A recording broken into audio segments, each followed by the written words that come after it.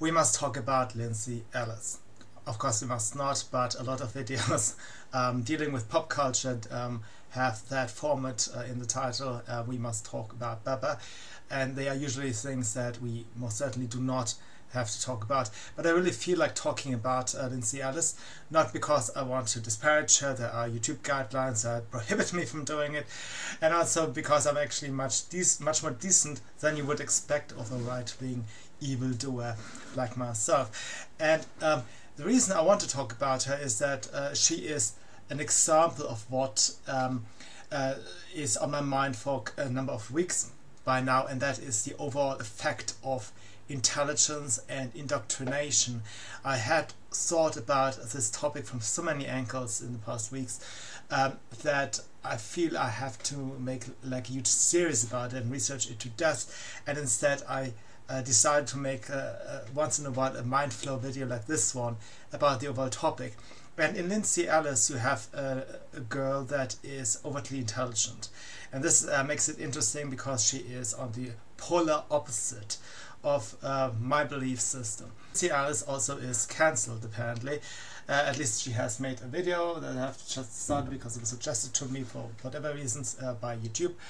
And it says mask off, and she explains in the intro that she is cancelled, and she plays her game, which is pop culture in-depth commentary, finding a million references in pop culture from an early song to hip-hop. She was cancelled, and she gives this entire intro. This in and of itself is a cue to me that we are talking about a highly intelligent person, because this is the mode of all of her videos. She is knowledgeable about basically everything, everything that's going on, and she finds the most absurd visual and sound and other parallels to everything else. So she has a strong associative mind, I would call it.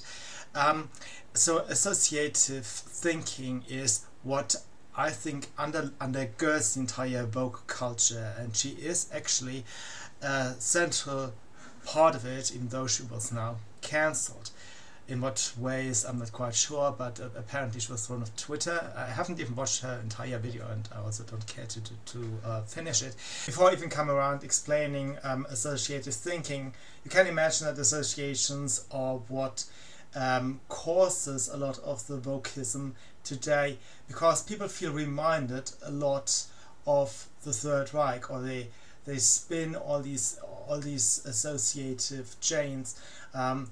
They are reminded from one thing to something else that reminds them of something again, and so on, and that chain leads up always to the Third Reich. There's this the internet law that every discussion will eventually revolve around Hitler, and the reason is that a lot of people think through associations. They are always reminded of something, and the memory is more important, and the emotion attached to it is more important to them than the question of what action has actually what consequence. And I think that is a major issue today, and that's why associative thinking is worth discussing. It is also, from a marketing PR point of view, something that can be exploited by nefarious political actors to demonize a group, for example, or to gain additional power. So this is something that can be mobilized, particularly because it is attached to emotions, as I said, and it is very random. Those chains of associations, they could actually lead up to everything, and you can lead from anything to everything all the time. That makes it easy for propagandists to exploit that feature of the mind. So what is the associative thinking that I believe she is extremely good in? Which maybe one kind of thinking she's good in doesn't exclude that she's good at others as well, but she's particularly good at that, and I would say it is the basic form of how we developed our minds, evolutionary. So for example, if you had seen a problem X and you had found a solution A, you may see a different problem, say y, and of all the possible solutions you just try x again, because the problem b reminds you of problem a. And this reminding, this associating problem B with problem A is probably how we formed our mind. So we do not know the ins and outs of a given problem, like for example what berry is healthy and what berry is potentially deadly. We just say, well, this flower looks a lot like a flower we've seen before. So without understanding a problem, we just apply a solution, and we apply it because of similarities. And this is, I think, the primary way we structure our thinking. There's also an interview I've seen with Marvin Minsky, a computer scientist at the Massachusetts Institute of Technology. He has passed away since, and he said that this is actually the way our mind works. And he contrasted it with what Noam Chomsky introduced into linguistics, which is a rationality-focused way of thinking about things. In the 1960s, I guess the name Noam Chomsky is well known here. He, and working with some mathematicians, found some really very nice, simple theories of how grammar works. And they accumulated evidence that grammatical processes are relatively simple. They're almost the same in all languages, and that led to a sort of Newton's law idea about linguistics, that languages have a grammar, and their grammar guides the kinds of expressions that can be generated and also guides how you convert a sentence back into a meaning and so forth. As far as I can see, this is a very superficial theory, probably completely wrong. Rationality that had been proven by Alonzo Church and Alan Turing is mostly the replacement of given symbols or items in our language with a different set of symbols. And we do this repetitively to come to easier comprehensible solution. A solution is basically the same as the original problem. It is just more easily digestible for us. We can use it to some effect. This is rationality. We develop a system of replacements usually, even though we don't recognize it as replacements. It's just proven mathematically.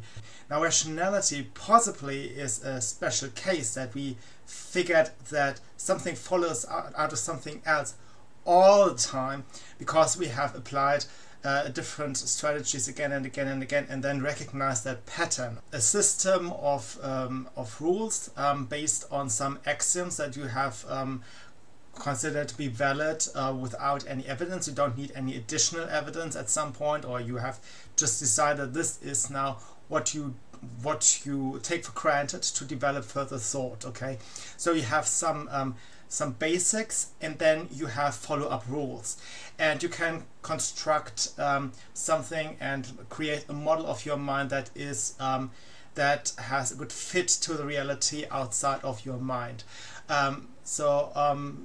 Basic calculus, for example, has a lot of applications in reality, but you don't question anymore the basic calculations that you learned in elementary school.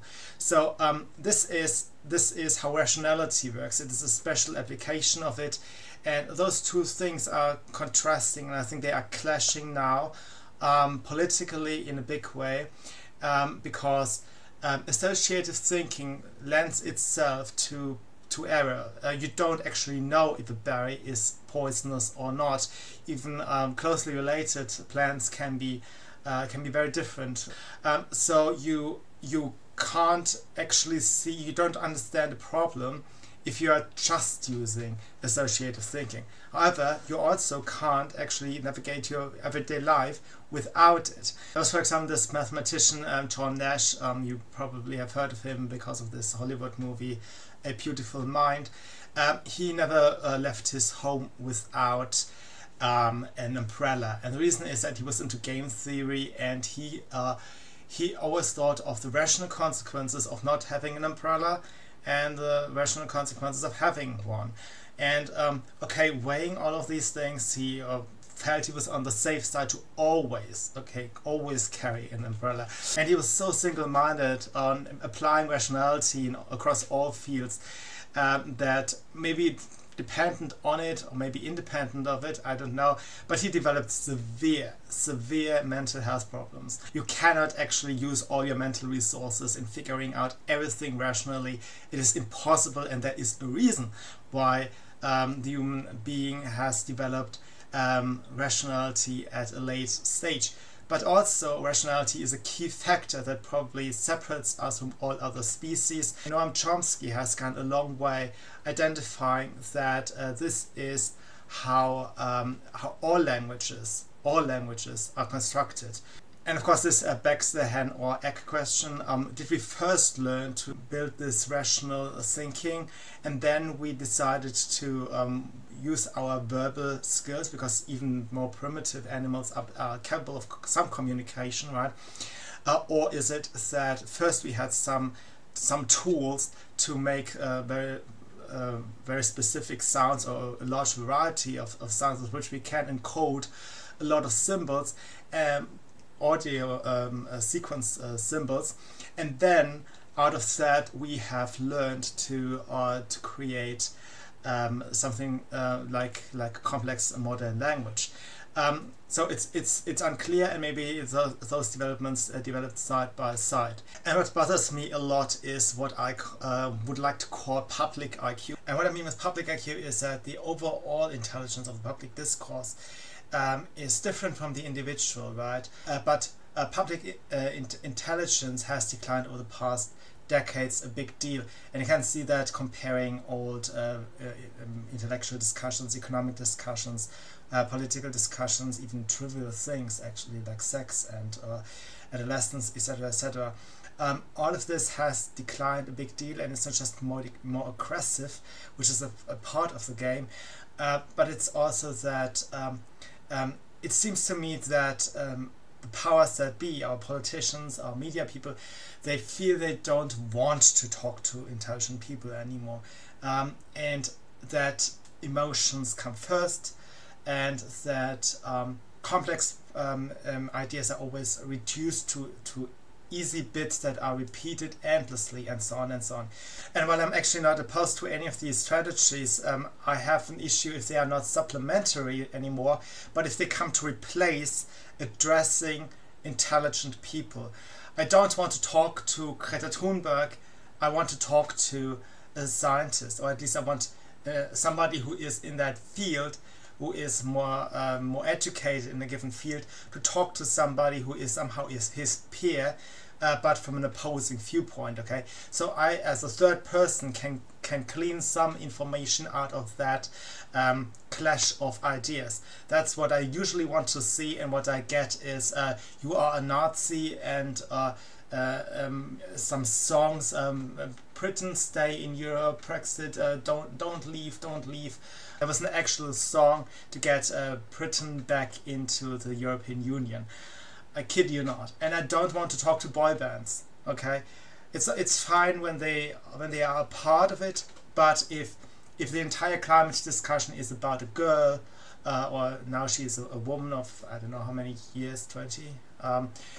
If it's just about that one girl that is not terribly educated and so on, I get angry. Okay, and we see a decline in the public intelligence that is independent from the overall decline of the individual IQ that is, I think, also happening in parallel. And, this is really something that I wanted to make like a million videos about already, but I never really know how to start, because it's not really related in a big way to one news item ever. It's always underlying everything, but it's never just one item. And the decline of public IQ has a lot of reasons, and one that has to do with Lindsay, Ellis, is that smart people can still be indoctrinated, and by indoctrination even very, very intelligent people can somehow become dumb.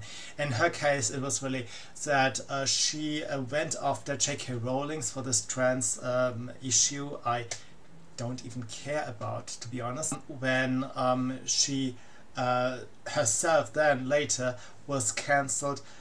It is of course only that she realized, oh, it can actually hit everybody. She made a comment about a movie. Of course, I mean, she is a movie novel culture critic. So she compared, because that's her big strength, she compared the movie with something else, and that was somehow parlayed to anti-Asian hate, because basically just because of the time she's sent out a tweet which was shortly after a massacre against prostitutes of Asian descent in America, and that sent all the Twitter mob after her.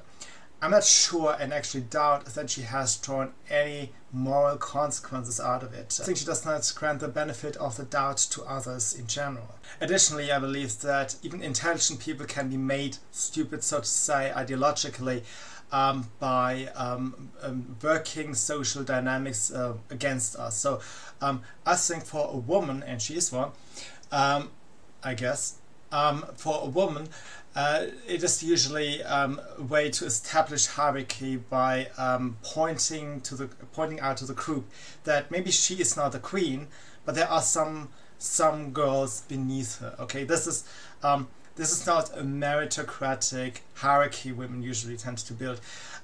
Also, if she watched this video, she will probably crush the computer screen right now and get into my face. Because she has clear socialist underlyings. She does not understand that obviously the reality is that people do organize in some sort of hierarchies, and some are more justified than not, and maybe some meritocratic, some rational, respect-based hierarchy is acceptable to some degree, actually, as long as it's also somehow dynamic, and somebody who does not deliver to the group can be demoted, etc., etc. So there's some justification in hierarchy she's probably not seeing.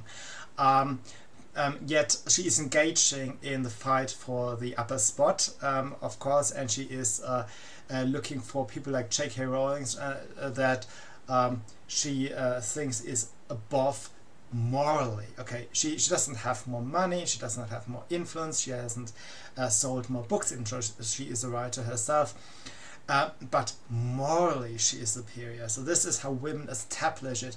They are the best moms, so to say. My kids, they are the best behaving kids. You know, my husband does the dishes and is cleaning the floor, blah blah blah blah blah. So this the best nanny in town, and this other girl, the dingy home, the husband doesn't do anything, and the kids, oh my goodness, in a brawl every minute. Okay, this is how some women tend to establish hierarchy. And I think politically two problems arise from this kind of dynamic, that a lot of women are more associative thinkers than rational thinkers. I mean, there's always a mix in all of us. I'm just saying this is a tendency, the overall tendency of it. But they don't acknowledge it very often. So you have a lot of women who engage in creating hierarchies that, for the wider public, that include men, do not hold merit. The regressive left ranks minority groups in a pecking order to compete in a kind of oppression Olympics. And they are imposing that hierarchy upon everybody else. At the same time, they are denying the reality that they are creating hierarchies. And this makes it very difficult to communicate, to bridge a communication to people, even though they are overall intelligible. That makes it very frustrating. I think that is part of what creates the explosive political crisis that we have right now. I hope that video helps you a bit understanding it. I think there are a lot of aspects to what I would call public IQ, and I will make some more videos about it. Thank you for listening, and I'll see you soon. Bye.